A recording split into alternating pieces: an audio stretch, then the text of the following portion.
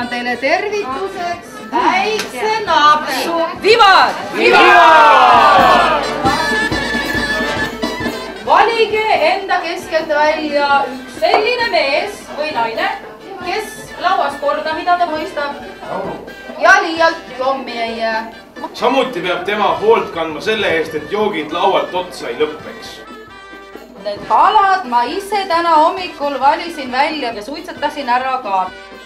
Need rohelised varred, need on puha apteekri enda käest välja kaubeldud.